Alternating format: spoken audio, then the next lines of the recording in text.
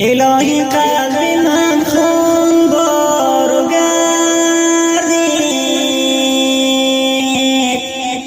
دو چشمانم ز غمش بار و گردید،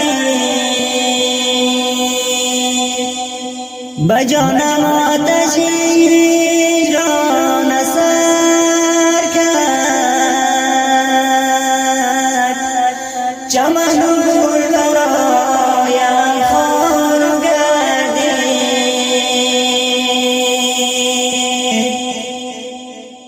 محمد مرتضی جانم شهید شد، برایم زندگی دشوار گردید، با کوه سرزنم مانند مجنون، زیبایی رنج من بسیار گردید. چطور ای مرتضی جانم به یک بار مرا تنها گذاشتی در شبی تار،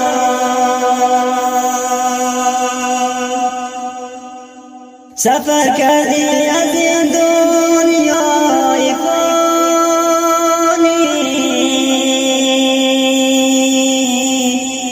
بجایت ماندم با قلب خونبار،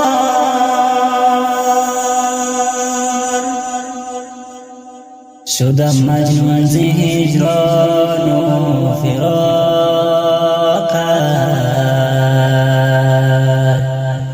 برایم زندگی گردیده دشوار. از آن روزی که رفتی از بر من، کنم شب و سحر با چشم اشکبار. خدایا خانم از غم خراب شد، برایم زندگی رنج و عذاب شد، جگر گوشه من رفت در دل خاک،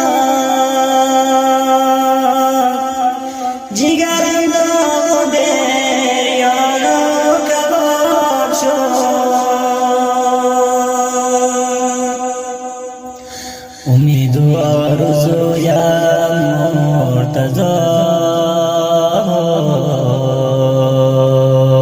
بود، امید و آرزوی من سراب شد.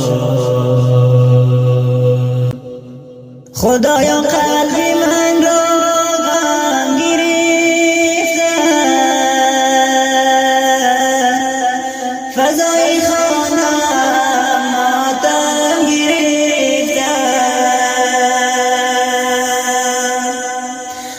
غم و ماتم برای مرتضی جان،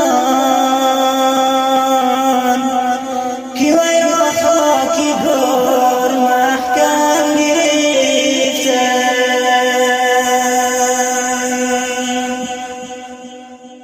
خدایا قلب من از غم زند جوش، چراغ روشن من گشت خاموش، گلاب و یاسمین بود مرتضی جان، کنون با خاک گور گشتم خاموش. بزینم ریشه دارد خاطراتش، نخواهم کرد تا مردن فراموش. نخواهم کرد تو مردن فراموش. این ناظمه غمگین و وصف شهید مرتضی جان توحیدیار قربندی و فرمایش همه از فرمانش و شاعری قدر داغ دیده‌اش استاد عبدالله توحیدیار و صدای احسان الله منصور سنجرکی.